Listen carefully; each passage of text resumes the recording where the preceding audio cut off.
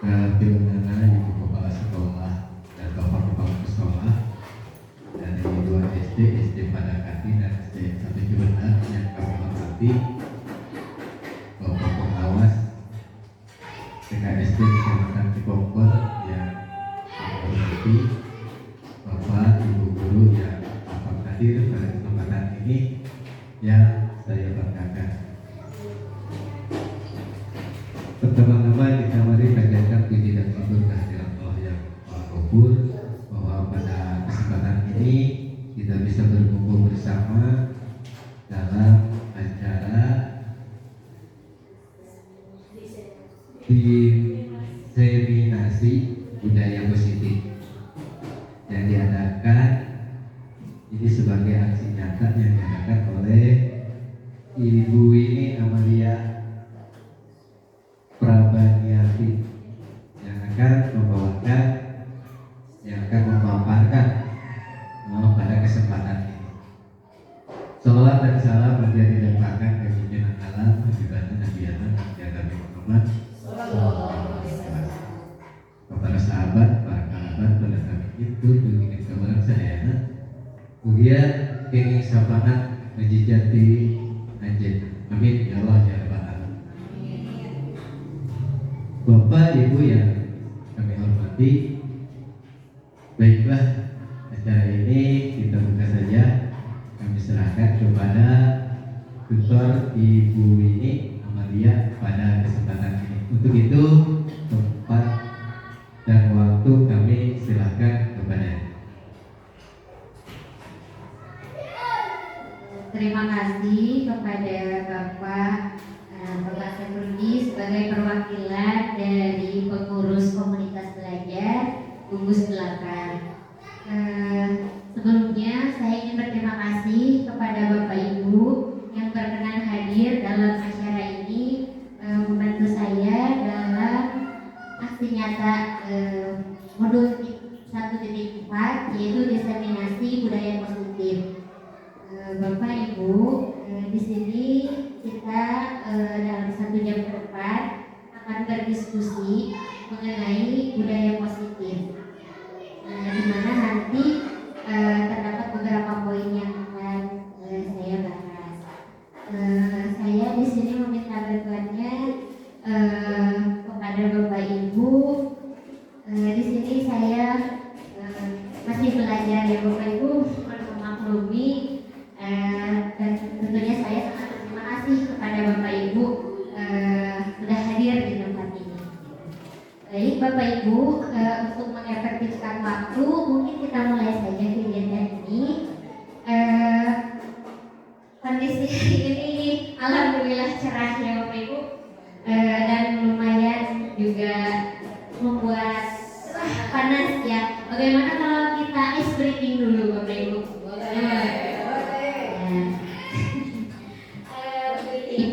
Readingnya lagunya ada di sini senang, di sana senang. Saya akan memberikan pulpen, boleh meminjam pulpen.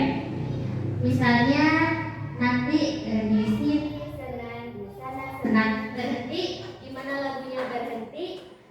Nanti Bapak Ibu misalnya di sini menyebutkan satu barang yang ada di kelas ini. Boleh atau yang di luar juga boleh, yang terlihat saja. Kemudian nanti ketika sudah, misalnya contohnya lampu, ya. Jam. Nah, misalnya nanti berhenti di Bapak. Berarti huruf terakhir dari jam itu M. Nah, kata dari huruf M apa nanti? Bagaimana Bapak Ibu? Siap? Siap. Boleh di ruangan yang terlihat juga boleh. Boleh yang terlihat atau nama barang saja supaya yang lebih universal. Ya. Siap ya Bapak Ibu? Boleh dibantu nyanyinya ya Bapak Ibu? 1, 2, 3. Di sini senang, kita senang, di mana-mana hatiku senang. Di sini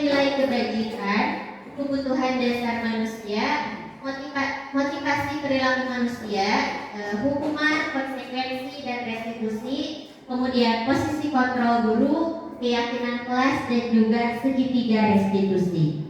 Nah, baik Bapak Ibu, mari kita ke konsep inti yang pertama.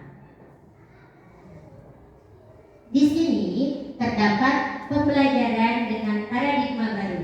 Nah, pembelajaran paradigma baru ini atau yang biasa kita sebut dengan kurikulum merdeka, ya Bapak Ibu, merupakan pembelajaran yang berorientasi pada penguatan pengembangan karakter yang dimana sesuai dengan dimensi profil pelajar Pancasila.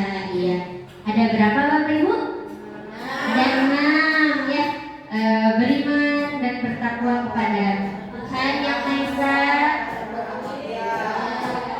mandiri, berkembang global, bergotong royong dan kreatif. Nah, pembelajaran yang dilakukan di sekolah ini benar-benar berpusat pada murid atau student centered learning, yang dimana setiap siswa ini dipastikan melakukan kegiatan yang sesuai dengan tahap perkembangannya, atau ada namanya sekarang yang disebut dengan pembelajaran berdiferensiasi, ya Bapak Ibu. Nah, di sini terdapat miskonsepsi tentang teori kontrol. Nah, yang pertama, ilusi mengontrol murid. Nah, di sini kita seolah-olah mengontrol murid, ya. Padahal sebetulnya murid itu yang mengendalikan dirinya sendiri, ya. Kemudian yang kedua, ada ilusi penguatan positif itu bermanfaat. Ternyata penguatan positif itu tidak selamanya bermanfaat, ya Bapak Ibu. Ada juga yang menjadi anak itu menjadi ketergantungan, ya. Kemudian yang ketiga, ilusi bahwa orang dewasa berhak memaksa.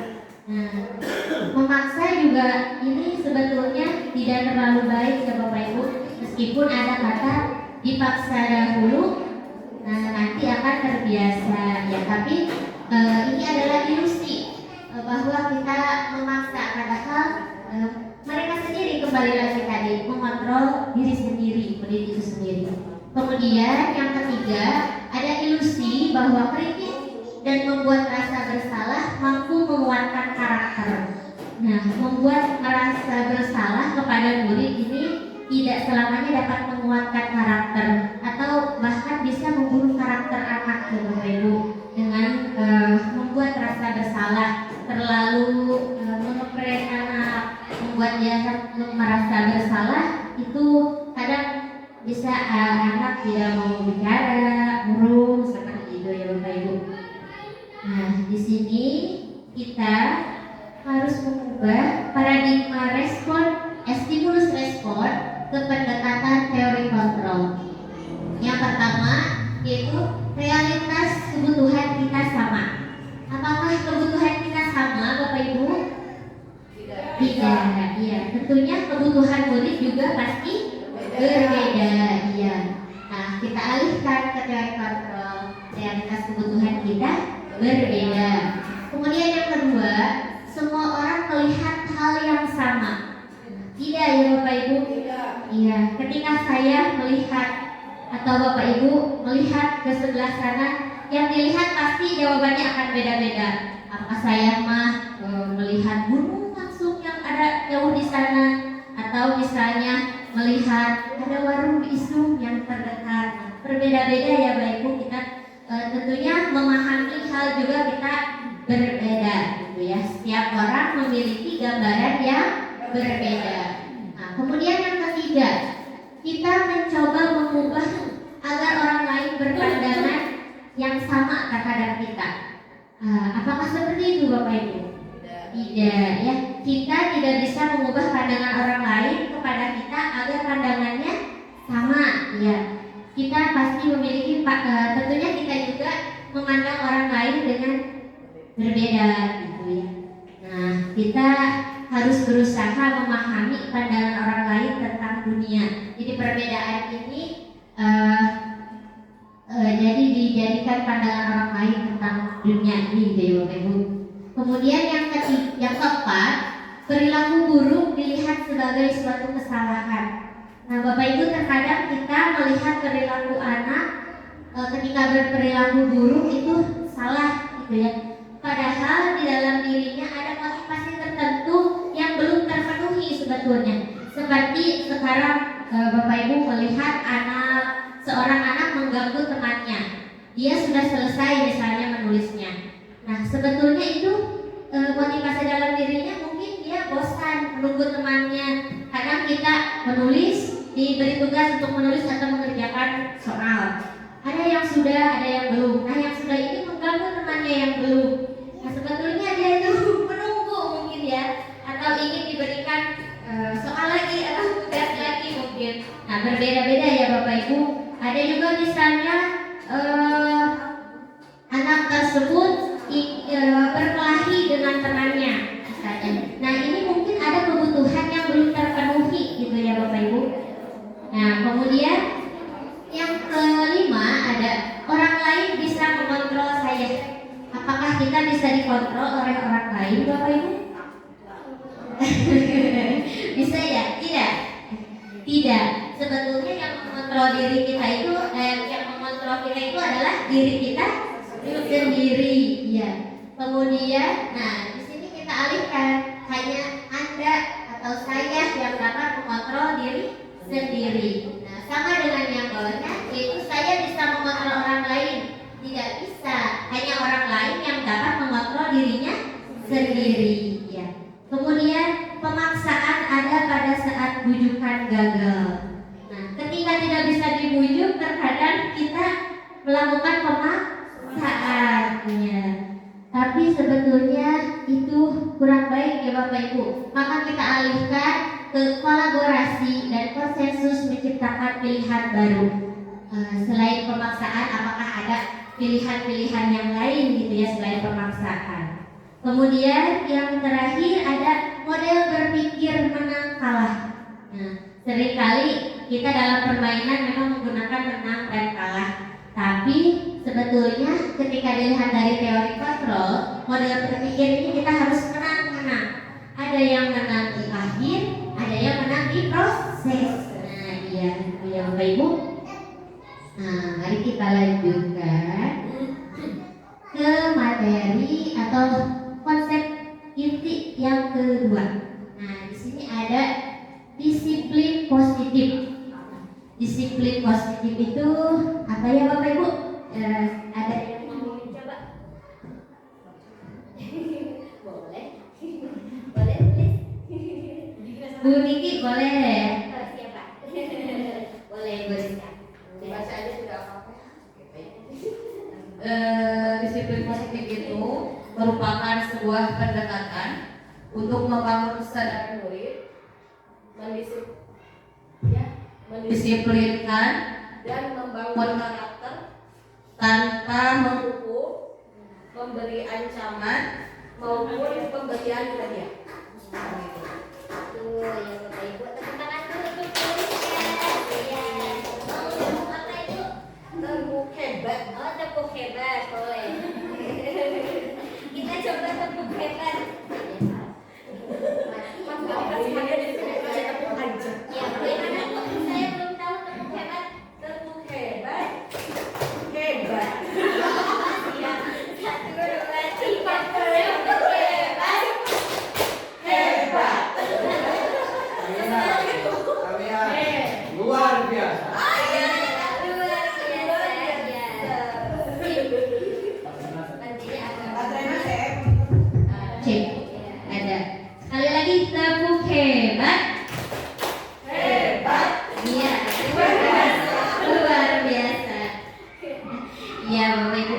Disiplin positif tadi kata Bu Rizka merupakan sebuah pendekatan yang dimana pendekatan ini untuk membangun karakter ya Bapak Ibu, membangun karakter, menghindari ancaman, menghindari hukuman dan juga menghindari penghargaan. Lalu seperti apa ya Bapak Ibu disiplin positif itu jika kita sekarang pasti tidak terlepas dari ancaman, hukuman dan Tapi itu sebetulnya kurang baik katanya ya Bapak Ibu. Nah, tujuan kita sebagai pendidik adalah menciptakan murid yang memiliki disiplin. Nah, disiplin diri yang mengacu dengan nilai-nilai kebajikan universal. Kemudian dan memiliki perubahan untuk berubah ke sesuatu yang lebih baik. Nah, di sini disiplin positif, disiplin diri ini mengacu pada nilai-nilai kebajikan. Nah, di sini ada beberapa nilai kebajikan ya Bapak Ibu. Sebelumnya mungkin dalam dimensi profil pelajar Pancasila juga sudah terdapat ya Bapak Ibu, beriman, bertakwa kepada Tuhan Yang Maha Esa, berakhlak mulia, kemudian tadi mandiri, ya itu juga termasuk. Ada gotong royong, ya, kreatif, bernalar kritis, ya itu merupakan nilai-nilai kebajikan universal. Nah, seperti di sini ada peduli. Nah, di situ juga merupakan salah satu dari disiplin positif, toleransi, kemudian berprinsip. Kalau untuk anak SD mungkin belum kalau berprinsip. Kita masih di tahap peduli, bersyukur bisa ya kita lakukan itu seperti berdoa sebelum belajar, kemudian juga sesudah pembelajaran. Berani ya bisa, kreatif, semangat, nah itu nilai-nilai kebajikannya. Kemudian, nah di sini selain tadi paradigma pembelajaran baru, kemudian di sini disiplin positif tadi yang kedua, yang ketiga ada kebutuhan dasar manusia. Ya, kebutuhan dasar manusia ini terdapat 5 ya Bapak Ibu. Yang pertama ini bertahan hidup. Nah, bertahan hidup itu meliputi apa saja ya Bapak Ibu? Makan, minum, pakaian, rumah, sarana papan sandang pangan. Ya.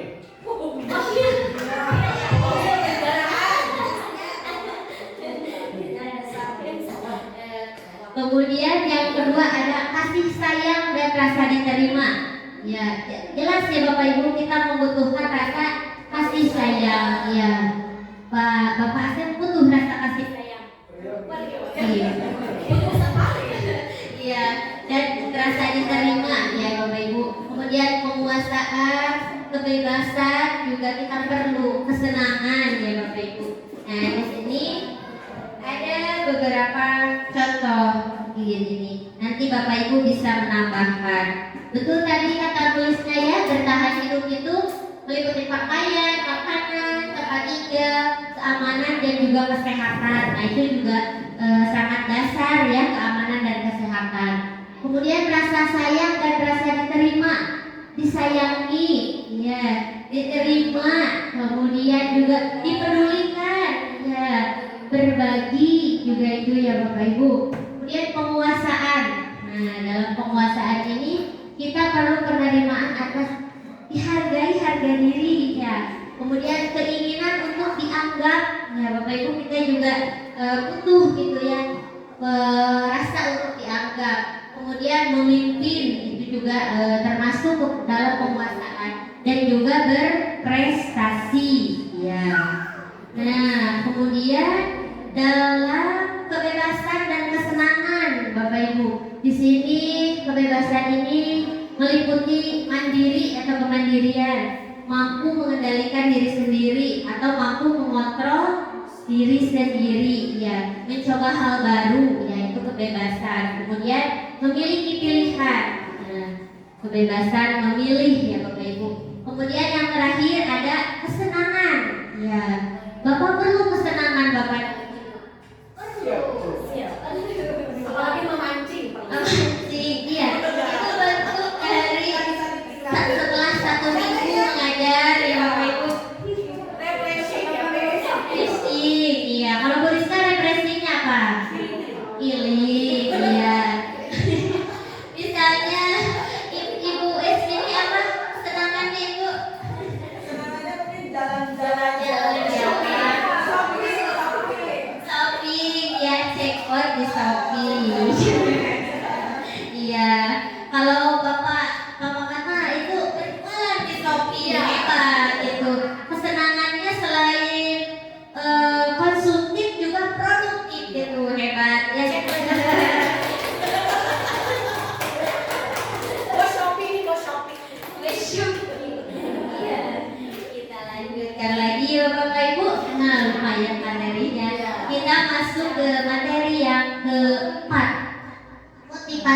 perilaku manusia.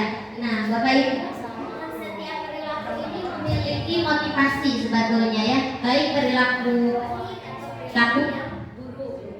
di sini yang pertama ada motivasinya itu untuk menghindari ketidaknyamanan atau hukuman. Nah, seringkali kita memberikan tugas kepada anak, ternyata dia mengerjakan tugas itu hanya untuk menghindari hukuman, bukan karena kesadaran dari diri sendiri, karena tidak mau diomeli, tidak mau dihukum, maka dia mengerjakan tugas. Ada yang seperti itu, tapi yang kesadaran juga ada ya Bapak Ibu. Nah, kemudian yang kedua, ini untuk mendapatkan imbalan atau penghargaan dari orang lain. Nah, biasanya dikasih permen dari Bapak Ibu, dikasih stiker, dikasih bintang, mengumpulkan bintang, misalnya dalam di kelasnya ada papan bintang atau papan prestasi. Nah, ini adalah motivasi yang muncul dari luar ya Bapak Ibu, atau dinamakan motivasi ekstrinsi. Ya, ya bisa. Nah, kemudian kalau motivasi intrinsiknya apa? Nah, ini untuk menjadi orang yang mereka inginkan dan menghargai diri sendiri dengan nilai-nilai yang mereka percayai. Jadi biasanya ini ada anak yang padahal materinya belum ke situ, tapi dia sudah membaca duluan. Itu berarti sudah timbul dalam dirinya motivasi intrinsi. Rasa ingin tahunya sudah ada gitu ya. Nah, itu adalah dengan nilai-nilai yang mereka percaya, berarti ya rasa ingin tahunya sudah jalan, motivasi intrinsiknya juga sudah tertanam dalam dirinya. Ya. Kemudian di sini ada hukuman, konsekuensi, dan restitusi. Nah, Bapak Ibu sering melakukan yang mana di antara ketiga ini? Ya, ada hukuman, ada konsekuensi, dan restitusi. Kalau hukuman itu tidak terencana katanya ya Bapak Ibu, atau tiba-tiba. Ketika melihat anak kesiangan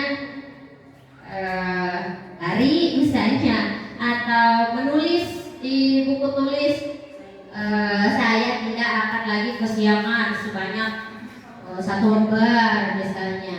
Kemudian di sini murid tidak dilibatkan kalau hukuman, hanya satu arah dari gurunya saja. Kemudian hukuman ini berupa fisik atau psikis ya Bapak Ibu. Kemudian yang kedua ada konsekuensi. Nah, konsekuensi ini sudah terencana atau sudah disepakati. Ya, misalnya Bu Diki sudah punya keyakinan kelas, kesepakatan kelas. Jadi memberikan ketika dia melanggar keyakinan itu atau kesepakatan itu, maka diberilah konsekuensi. Ya. Kemudian juga sikap guru dalam konsekuensi ini memonitor murid. Nah, yang ketiga ada restitusi. Nah, kalau restitusi ini yaitu menciptakan kondisi untuk memperbaiki kesalahan. Nah, Bapak Ibu menanyakan dulu, kenapa bisa begitu? Apa hal yang dapat membuat kamu seperti itu, gitu ya. Kemudian proses kolaboratif yang mengajarkan murid untuk mencari solusi atas permasalahannya. Nah, jika sudah seperti itu, apa yang akan kamu lakukan untuk memperbaiki kesalahanmu, begitu? Atau untuk memperbaiki hubungan dengan temanmu jika dia membuat kesalahan berkelahi, misalnya dengan temannya. Ya, itu ya Bapak Ibu. Nah, di sini sekarang kita lanjut ke posisi kontrol ya Bapak Ibu. Nah, ternyata posisi kontrol ini ada 5 ya Bapak Ibu. Posisi kontrol kita kira-kira ada di mana ya Bapak Ibu? Ada penghukum yang pertama, kemudian membuat merasa bersalah. Yang ketiga sebagai teman. Yang ketiga ada sebagai pemantau. Yang terakhir yang kelima yaitu sebagai manajer. Nah, kita lihat dulu ya Bapak Ibu. Di sini ada kasus seorang anak tidak mengerjakan PR. Contoh penghukumnya lari keliling lapangan selama 10 putaran. Nah, itu tidak ada terjadi secara tiba-tiba satu arah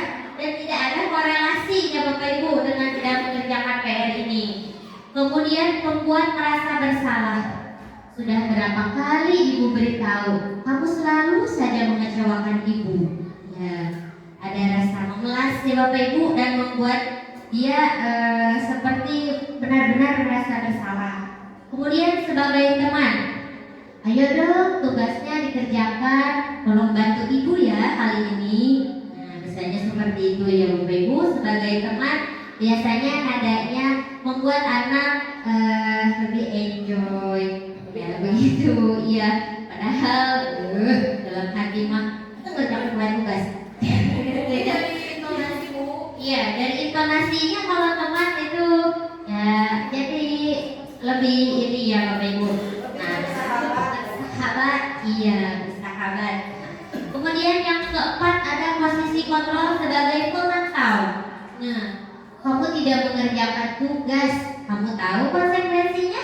Nah, iya, ada sedikit datar tapi di konsekuensinya ada sedikit penekanan ya Bapak Ibu. Nah, yang terakhir, apakah yang manajer? Nah, manajer ini dilihat dulu apakah kamu salah ini ya Bapak Ibu tulisannya. Nah, apa kesalahanmu, apa motivasi kamu untuk melakukan kesalahan itu. Nah, seperti itu. Kemudian bagaimana kamu akan memperbaikinya, bagaimana kamu akan bertanggung jawab atas yang telah kamu lakukan. Nah, seperti itu ya kalau manajer. Nah, baik Bapak Ibu. Nah, coba kalau ini posisi kontrol apa ya Bapak Ibu? Saya kecewa sekali dengan kamu. Merasa bersalah. Bersalah, betul, siap. Ibu Iis tepuk wow dulu untuk Bu Iis. Iya.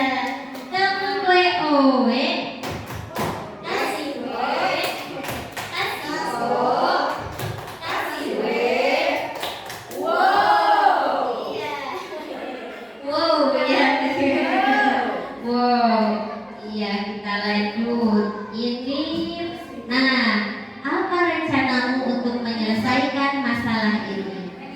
Manajer, betul ya, betul Bu Isna.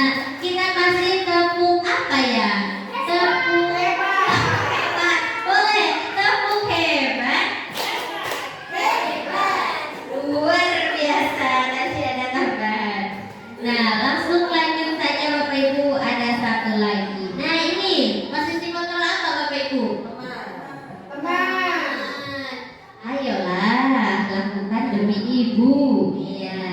Jadi ini saya selalu teringat Bu Niki, ayolah.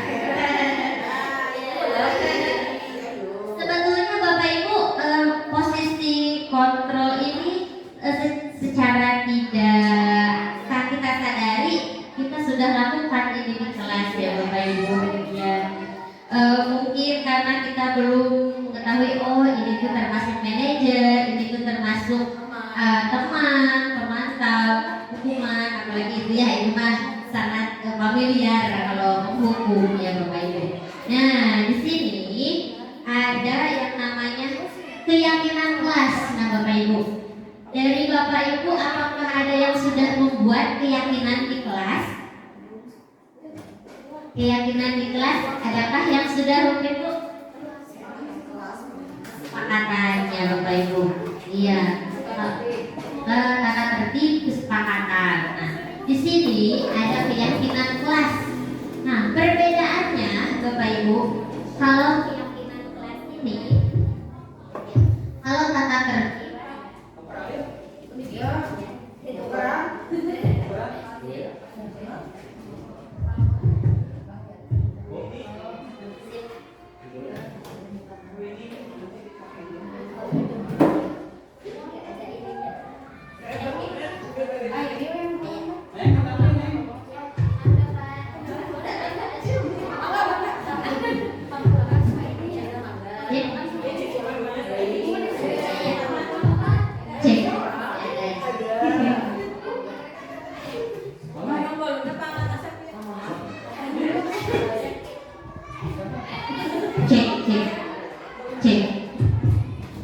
cek.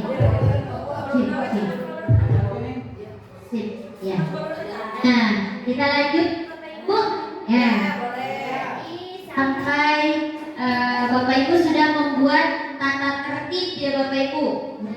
Tata tertib. Perbedaannya jika tata tertib atau peraturan kelas itu dibuat oleh kita sendiri ya Bapak Ibu. Kita yang sudah membuat biasanya peraturan kelas ini.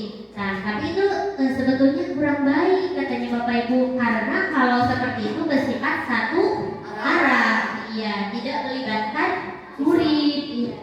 Nah, di sini kalau keyakinan kelas, nah yang pertama itu berupa pernyataan universal. Nah, kalau ini hampir mirip-mirip lah ya Bapak Ibu pernyataan universal ini. Nah, perbedaannya ada dibuat dalam pernyataan positif. Nah, tidak lagi ada kata dilarang, jangan, nah, tidak boleh. Nah, itu dihilangkan kalau dalam keyakinan kelas. Misalnya, harus berangkat pagi-pagi. iya, jadi datang tepat waktu. Ya, tidak dia. Betul, Bapak kita tepuk salut dulu untuk Bapak. Tepuk salut.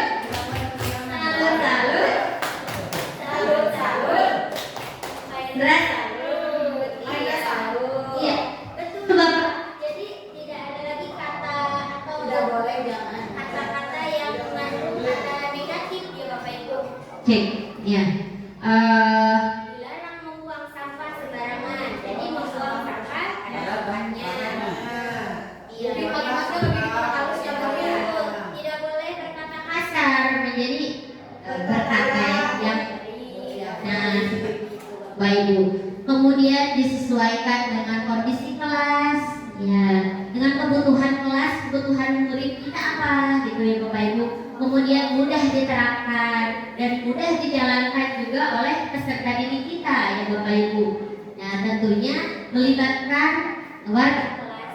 Kalau kita mungkin di sekolah melibatkan seluruh stakeholder sekolah, gitu ya, baik guru, kepala sekolah, tenaga pendidikan, seperti itu ya Bapak Ibu. Nah, jadi mungkin kedepannya kita bisa membuat atau berubah merevisi dari tata tertib kelas menjadi keyakinan kelas. Ya. Hal-hal yang sudah diyakini dan mereka juga tahu bahwa membuang sampah pada tempatnya, misalnya untuk apa? Untuk agar di kelas menjadi bersih, nah, untuk merasa kelas menjadi nyaman. Nah, iya, seperti itu Bapak Ibu. Disesuaikan dengan kondisi kelas. Ya, oke, kita lanjut ya Bapak Ibu. Nah, ini adalah materi yang terakhir ya Bapak Ibu. Alhamdulillah kita sudah mau ke materi yang terakhir. Di sini ada segitiga restitusi. Nah, segitiga restitusi ini adalah suatu proses dialog yang dijalankan oleh guru. Nah, bisa juga dengan orang tua tentunya di rumah, agar dapat menghasilkan murid yang mandiri dan bertanggung jawab atas hal yang sudah mereka lakukan untuk memperbaiki kesalahannya. Ya. Nah, segitiga restitusi ini ada 3 tahap yang membentuk segitiga. Ya. Yang pertama itu kita menstabilkan dulu identitas anak. Kemudian yang kedua yaitu memvalidasi tindakannya yang salah. Ya. Yang ketiga menanyakan keyakinan, bisa berupa keyakinan kelas atau keyakinan yang sudah dia yakini, ya Bapak Ibu. Nah, di sini untuk menstabilkan identitas berdasarkan prinsip membuat kesalahan adalah bagian dari proses pembelajaran. Nah, kita juga tentunya pernah melakukan kesalahan ya Bapak Ibu. Nah, di sini distabilkan lagi identitasnya. Sebelum melakukan kesalahan ini dia tidak seperti itu. Kembalikan lagi identitasnya, menggeser dari identitas gagal ke identitas sukses. Nah, contoh pertanyaannya kepada murid, setiap orang pasti pernah melakukan kesalahan. Lalu apa yang dapat membuatmu melakukan itu? Misalnya karena Bu saya misalnya kesiangan, kasusnya Bapak Ibu, kesiangan lalu tidak, kan kita ada peraturan ya Bapak Ibu, sekolah itu menggunakan sepatu sepatu warna hitam, ya. Tiba-tiba dia memakai sepatu warna hijau, misalnya sepatu yang biasa dia pakai untuk bermain. Nah, kenapa dia melakukan itu? Oh, karena dia bangunnya kesiangan, terburu-buru. Nah, jadi setelah ditanyakan dengan menggunakan segitiga restitusi ini, menstabilkan identitas, oh ketahuan hal yang membuat dia memakai sepatu warna hijau itu karena dia terburu-buru, nah, karena kesiangan, mungkin malamnya, misalnya kalau di kita ada tolaban ya Bapak Ibu yang dilakukan sampai larut malam, misalnya bisa jadi seperti itu. Ya, jadi pernah melakukan kesalahan semua orang juga, gitu ya Bapak Ibu. Nah, ke tahap yang kedua ada di sini memvalidasi tindakan yang salah. Berdasarkan prinsip setiap perilaku berupaya memenuhi suatu kebutuhan tertentu. Nah, jadi ada kebutuhan yang belum terpenuhi tadi. Misalnya budak ayahnya Bapak Ibu bangun misalnya, atau melampiaskan kesalahan kepada temannya. Mungkin di rumahnya ada permasalahan di rumahnya, jadi mungkus yang Bapak Ibu sudah namanya kan karena rencanaan seperti itu. Kemudian di sini guru akan bergeser dari pemikiran stimulus respon menjadi proaktif. Nah, yang ketiga, mengenali dan mengakui kebutuhan murid. Oh iya mah, karena kurang dibimbing ke orang tuanya, janten kieu geninganan kurang kali teh. Bisa jadi ya Bapak Ibu. Nah, pertanyaannya seperti apa untuk memvalidasi tindakan yang salah ini? Nah, kamu tentu punya alasan mengapa melakukan hal ini. Ya, alasannya tadi misalnya di rumah anu kasiangan wongina ngiring tolaban. Nah, tentu saja itu bisa kita tolerir ya Bapak Ibu kalau seperti itu. Karena tolaban juga sama, itu juga dalam hal mencari ilmu ya Bapak Ibu ya. Kemudian misalnya anak yang berkelahi dengan temannya, kalau misalnya tidak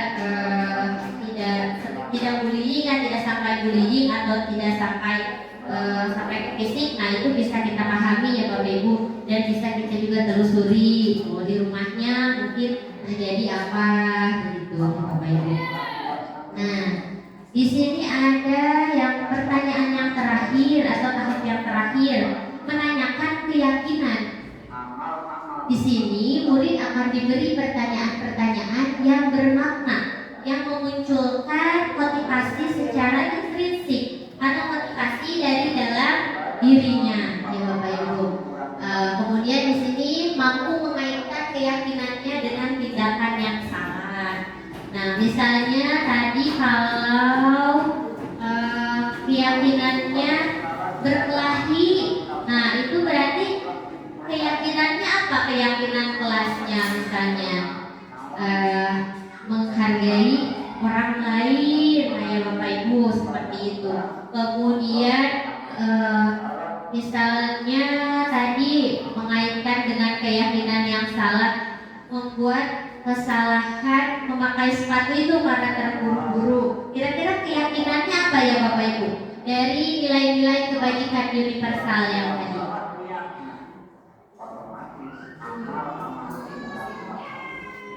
Yang itu, yang salah memakai sepatu. Kira-kira keyakinan yang harus dibenahinya dalam nilai-nilai kebajikan tadi apa ya? Mandiri, bertanggung jawab biasanya, tanggung jawab ya. Harusnya dia bertanggung jawab meskipun harus tetap ada ketika ke sekolah, meskipun buru-buru harus tetap mematuhi peraturan sekolah, seperti itu. Nah, contoh pertanyaan yang kita ungkapkan kepada peserta didiknya atau kepada murid kita, yaitu keyakinan kelas apa yang telah kita sepakati. Jika keyakinan kelas itu sudah tertanam di kelas kita, Bapak Ibu. Sudah ya Bapak Ibu, sepertinya untuk materinya, iya. kita sudah di penghujung materi. Nah, Bapak Ibu, karena di sini kita tadi sifatnya berdiskusi, boleh Bapak Ibu untuk mengungkapkan pengalaman terbaiknya atau berupa pertanyaan juga. Nah, mari kita diskusi Bapak Ibu di sini secara bersama-sama. Adakah Bapak Ibu yang ingin mengungkapkan? Boleh Bapak, boleh. Oh, boleh.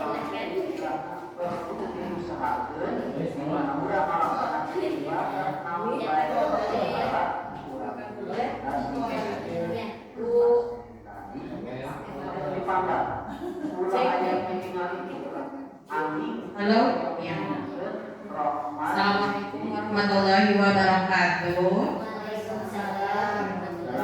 Ibu ini, saya ingin bertanya tentang pemaparan materi yang Ibu telah jelaskan.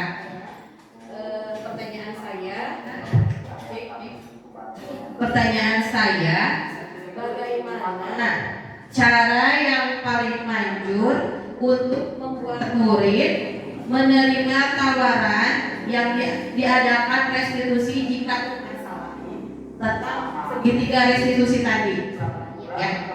Ya seperti itu Ibu, mangga nuhun. Bagus ya Bapak Ibu pertanyaannya.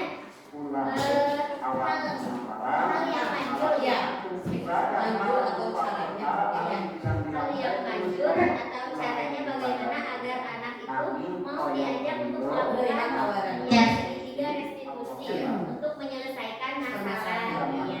Adakah dari Bapak Ibu yang ingin berbagi hal baik atau pengalamannya? Boleh. Terima kasih. Assalamualaikum warahmatullahi wabarakatuh.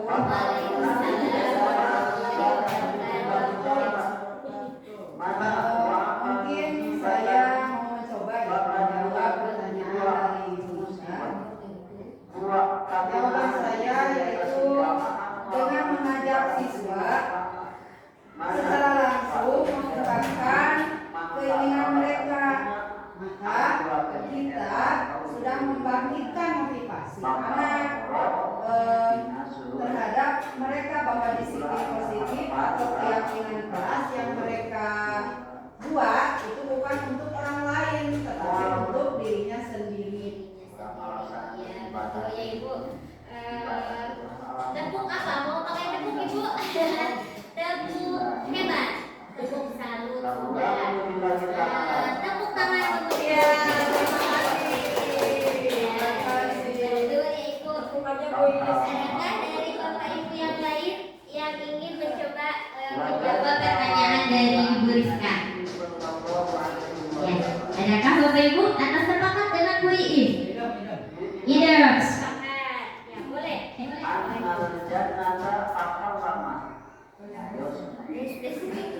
mendekatnya dengan audio. Lebih mengulang pertanyaan dari Bu Rizka. Jadi pertanyaannya, Bagaimana cara yang paling manjur untuk membuat murid menerima tawaran sesuai dengan restitusi jika ada permasalahan? Saya akan menambah jawaban dari Bu Iis. tes. Saya setuju sekali dengan Bu Iis bahwa pada dasarnya kita itu kalau siswa ada yang bermasalah, kita suka mengambilnya ke kantor biasanya atau ke ruangan khusus kalau udah pergi hukuman itu biasanya menginterogasi biasanya. Nah mungkin untuk segitiga restitusi ini dari bentuk pertanyaannya saja yang berbeda. Kalau hukuman biasanya kenapa kamu melakukan itu? Misalnya gitu. Nah kalau segitiga restitusi itu bedanya pertanyaannya yang tadi sudah sampaikan oleh Nindi.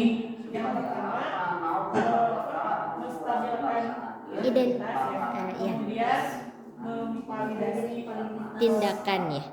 Terus yang ketiga menanyakan keyakinan. Jadi bedanya yang sudah kita lakukan itu dari pertanyaannya. Bedanya itu saja. Jadi Untuk nggak usah ada cara yang khusus gitu. Hanya beda cara saja begitu. Jadi mungkin jadi kayak anaknya lebih apa ya? Lebih molok gitu atau gimana ya? Gitu. Jadi menanyakan motivasi, menumbuhkan motivasi Dari dalam Harus dikasih iming-iming. Iya. Jadi biasanya kalau kamu Melakukan hal itu, nanti ibu kasih hukuman biasanya kan seperti itu gitu. nah kalau segitiga restitusi Mungkin kembali lagi ke siswa. Jadi, siswa yang bermasalah, salah siswa sendiri yang mencari jawabannya. sesuai dengan pelajaran Pancasila mungkin ya Bu ya. Oke. Terima kasih Bu Neng. Sip. Terima kasih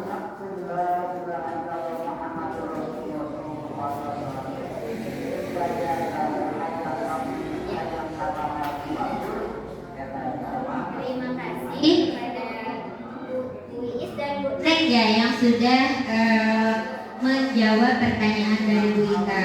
Betul ya Ibu, Bapak Ibu, dalam sebetulnya segitiga restitusi ini juga sudah kita lakukan, namun mungkin tahapannya mungkin belum seperti belum sempurna seperti segitiga restitusi ini. Sebetulnya Bapak Ibu, dalam segitiga restitusi ini dalam menyelesaikan permasalahan peserta didik tidak harus semuanya dilakukan per tahap. Dikembalikan lagi dengan permasalahannya apa mungkinnya Bapak Ibu, atau mungkin bisa langsung menanyakan keyakinannya karena tim satu atau di menstabilkan identitas dan itunya tidak perlu langsung ke menanyakan keyakinannya boleh. Nah seperti itu ya Bapak Ibu, dikembalikan lagi kepada permasalahannya. Sebetulnya kita sudah ya Bapak Ibu, Tapi tidak tahu teorinya. iya betul, alhamdulillah. Kalau ada permasalahan, namun jalannya apa yang kita lakukan itu apa gitu. Iya. Belum sepenuhnya. Setelah kita sudah berdiskusi dengan adanya pertanyaan dari Bu Rizka dan pemaparan jawaban dari Bu Iis dan Bu Neng, jadi kita juga semakin tahu alhamdulillah ya Bapak Ibu dengan adanya diskusi ini. Adakah pertanyaan lain Bapak Ibu atau halaman lain yang ingin diungkapkan oleh Bapak Ibu? Boleh. Cek. Apa ya?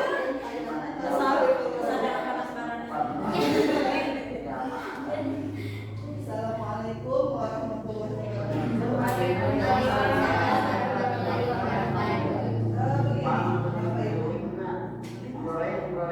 sebenarnya bagaimana sikap seorang guru agar dapat memberikan penanganan yang tepat terhadap kebutuhan murid yang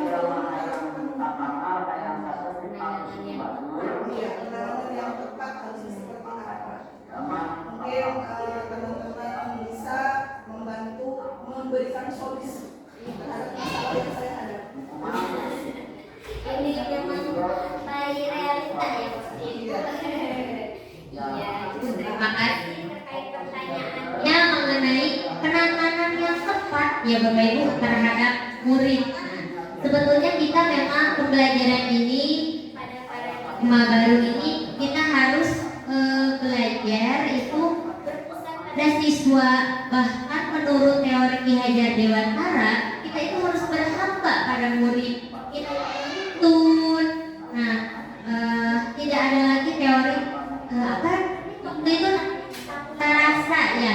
Kalau tabula rasa itu kertas kosong yang harus kita isi. Tapi menurut Ki Hajar Dewantara ini sebetulnya manusia ini unik, sudah memiliki potensi-potensi atau pemahaman-pemahaman sebelumnya yang dimana kita yang harus meluruskannya ke jalan yang baik mungkin. Adakah dari Bapak Ibu yang akan mencoba menjawab pertanyaan dari Bu ini. Bagaimana penanganan yang Tepat seperti yang kami. enggak boleh dijawab Bu ya.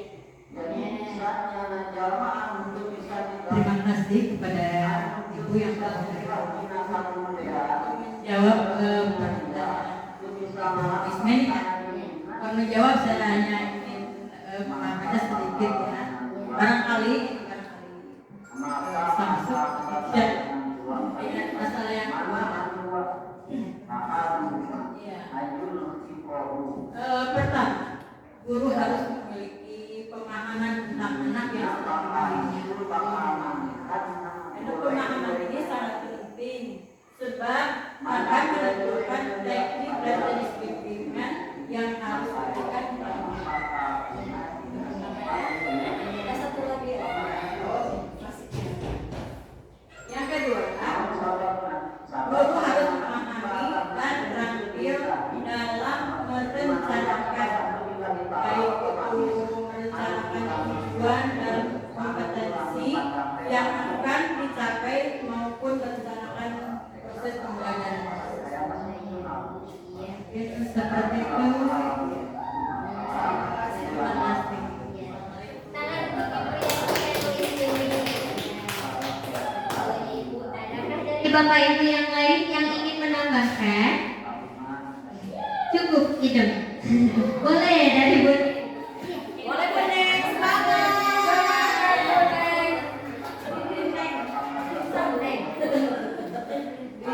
Saya menambahkan jawaban dari Bu Yeti. Tadi nomor 2 ya Bu. Saya nomor 3. Oh iya. Karena kalau kebutuhan manusia itu tidak semuanya terpenuhi oleh guru ya. Ya.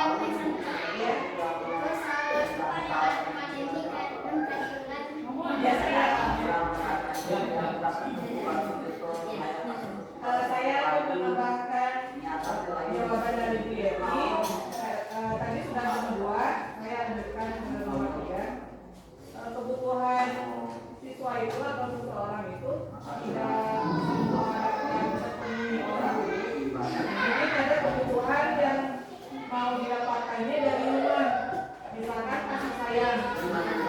Biasanya anak yang punya kenakalan di sekolah, ada yang kasih sayangnya tidak terpenuhi di rumah. Nah, ketika tidak di sekolah sudah diharapkan, tapi di rumah tidak gitu, tidak terpenuhi. Dan kita juga kesulitan ya Bu, seperti kasus yang baru saja terjadi.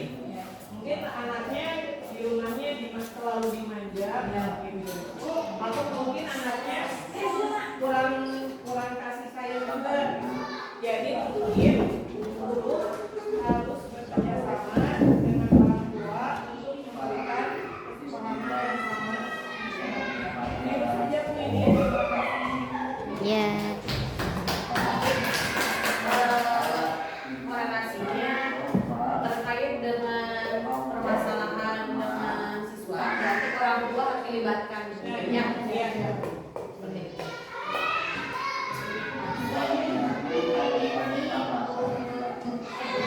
Pertanyaan dari Bu sendiri ya.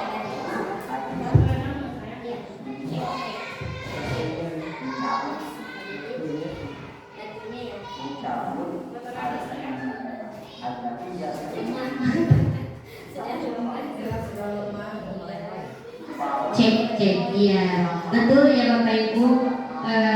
Untuk penanganan yang tepat terhadap murid, tadi seperti kata Bu Yeti, kita harus mengetahui dulu latar belakangnya. Kemudian, nah tadi setelah dilakukan analisa oleh kita, oh ini mah ternyata bukan di sekolah kebutuhan yang belum terpenuhinya, ternyata di rumah. Mau sebagaimanapun kita di sekolah membimbingnya, tapi ada satu kebutuhan yang tidak terpenuhi di rumah akan berefek ya Bapak Ibu. Ya, tadi mungkin kalau kita lebih membuat tujuan pembelajarannya yang sesuai mestinya. Nah kalau itu mungkin ya disesuaikan dengan kesiapan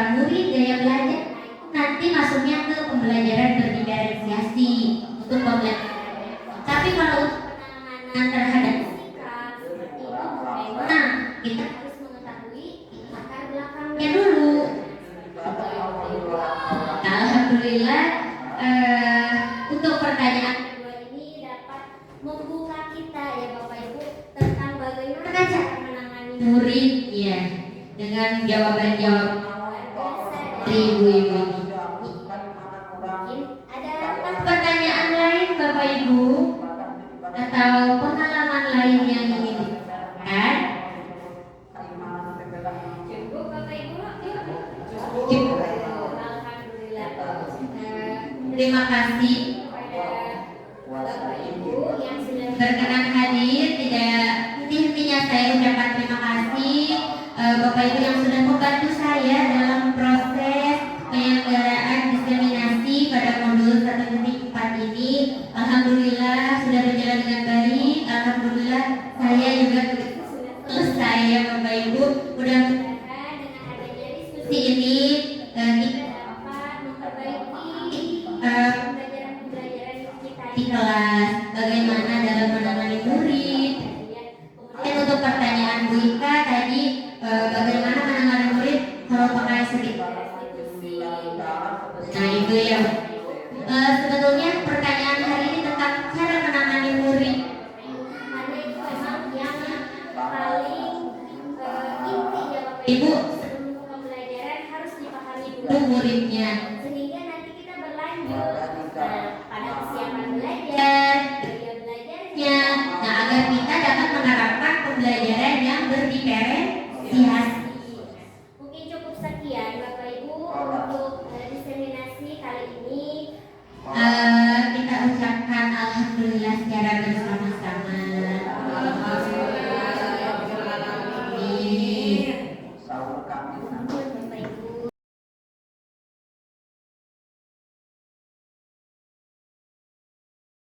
Assalamualaikum warahmatullahi wabarakatuh.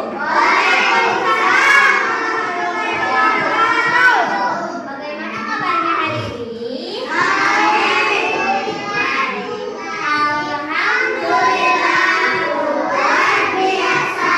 Allahu Akbar. Iya, terima kasih. Coba Ibu mau dengar dulu tepuk semangat.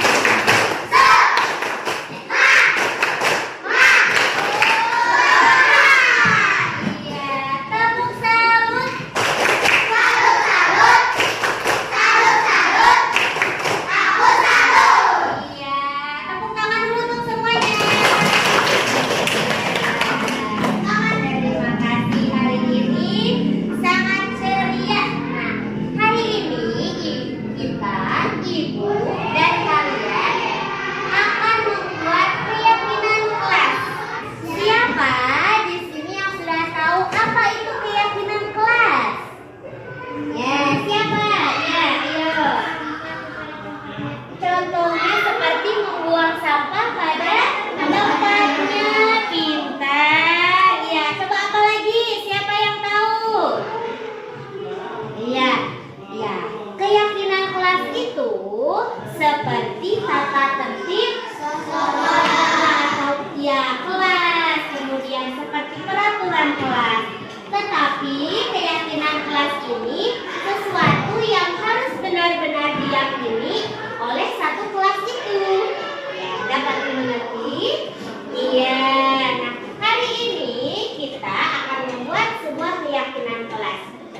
Jadi, dari kalian setiap orangnya akan menuliskan satu keyakinan kelas di dalam kertas warna ini. Satu saja keyakinan kelas yang ingin kalian lakukan di kelas ini, atau keyakinan kelas yang kalian yakini. Mari kita lakukan. Ibu bagikan dulu ya kertasnya. Dalam penulisannya tidak usah memakai nama, jadi langsung saja tuliskan keyakinan kelas yang ingin kalian wujudkan apa saja. Ayo memilih apa yang kau suka. Merdeka belajar wujud nyata. Raih mimpi